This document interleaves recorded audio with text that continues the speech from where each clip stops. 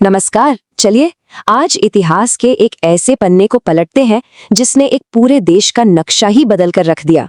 हम बात कर रहे हैं जर्मन एकीकरण की और उस एक शक्तिशाली सोच की जिसने इसे मुमकिन बनाया। तो चलिए इसमें जरा गहराई से उतरते हैं। रक्त और लौह सिर्फ दो शब्द, लेकिन सोचिए इनमें एक पूरे राष्ट्र के जन्म की कहानी छिपी है। और ये शब्द किसी आम नेता के नहीं थे, ये थे प्रशिया के चांसलर ओटो वॉन बिस्मार्क। पर सवाल तो ये है कि इन कठोर शब्दों का असली मतलब क्या था और आखिर कैसे बस इन दो शब्दों ने बिखरे हुए जर्मन राज्यों को एक ताकतवर साम्राज्य में बदल दिया। चलिए पता लगाते हैं। आज की इस चर्चा में हम 4 हिस्सों पर गौर करेंगे। पहले मिलेंगे जर्मनी के उस वास्तुकार से, फिर समझेंगे रक्त और लौह का मतलब क्या है, जानेंगे कि इस पॉलिसी को लागू करने के लिए कौन से टूल्स इस्तेमाल हुए और आखिर में देखेंगे कि कैसे एक राष्ट्र को गढ़ा गया। तो चलिए शुरू करते हैं हमारे पहले हिस्से से, जर्मनी का वास्तुकार।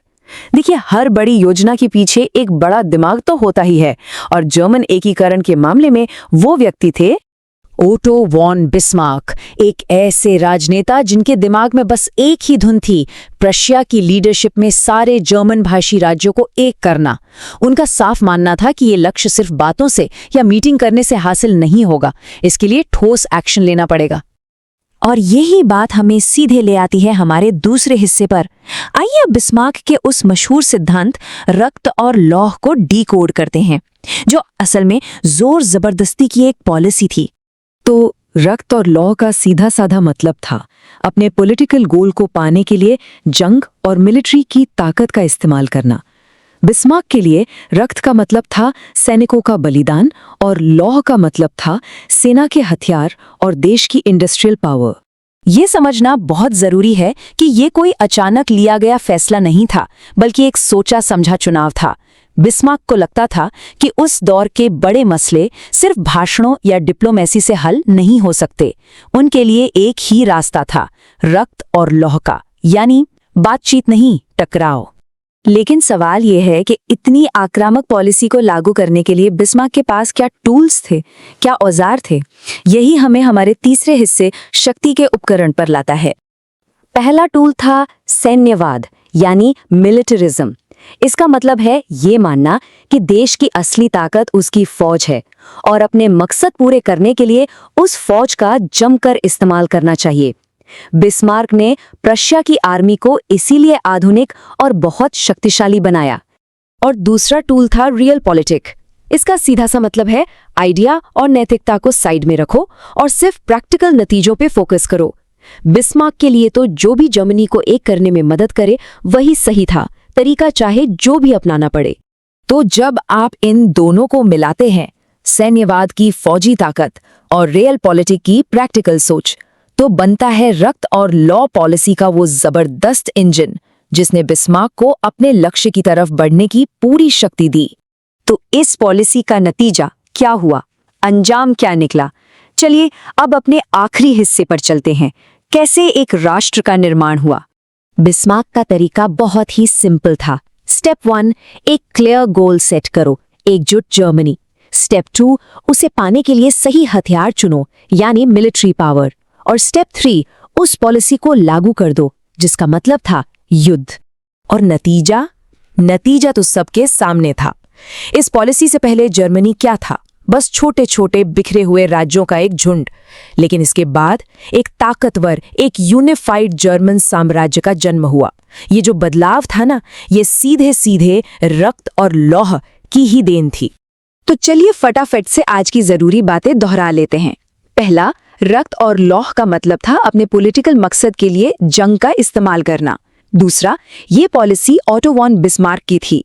तीसरा, ये सैन्यवाद और रियल पॉलिटिक के आइडियाज पर बनी थी। और आखिर में इसी पॉलिसी ने जर्मनी को एक करने में कामयाबी हासिल की। बिस्मार्क की इस पॉलिसी ने यकीनन एक राष्ट्र तो बना दिया, लेकिन ये हमें एक बहुत बड़े सवाल के सामने लाकर खड़ा कर देती है। इसकी कीमत क्या थी? इतिहास हमें यही सिखाता है कि बड़े लक्ष्य हासिल करने के लिए अक्सर कठोर रास्ते अपनाने पड़ते हैं। पर सवाल तो यही है कि एकता की कीमत कब बहुत ज्यादा हो जाती है। और ये एक ऐसा सवाल है जो आज के दौर में भी उतना ही मायने रखता है।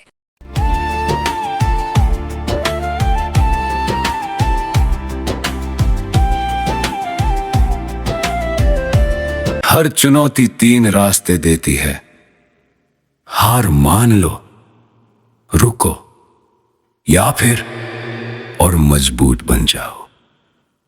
अब सवाल ये नहीं है कि आपके सामने चुनौती क्या है, सवाल यह है कि आप कौन सा रास्ता चुनते हैं।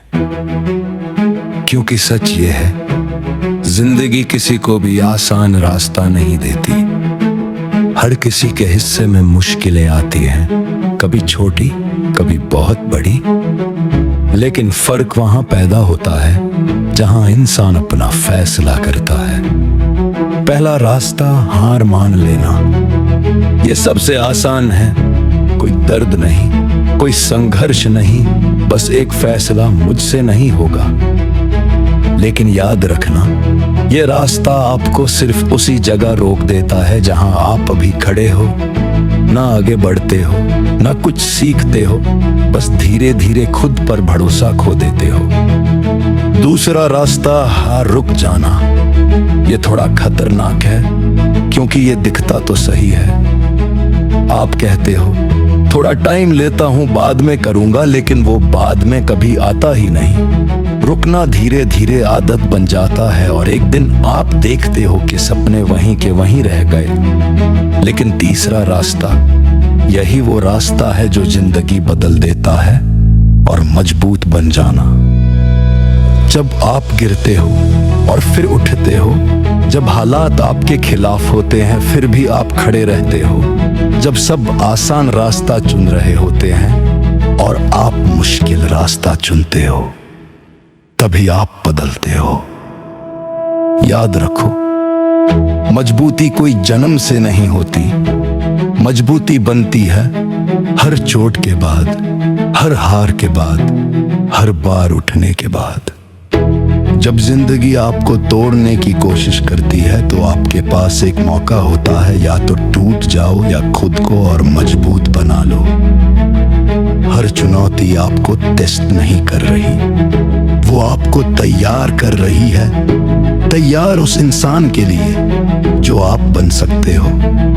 तो अगली बार जब जिंदगी आपको मुश्किल दे, खुद से एक सवाल पूछना, क्या मैं हार मानने वाला हूँ? क्या मैं रुकने वाला हूँ, या मैं वो इंसान हूँ जो हर बार और मजबूत बनता है?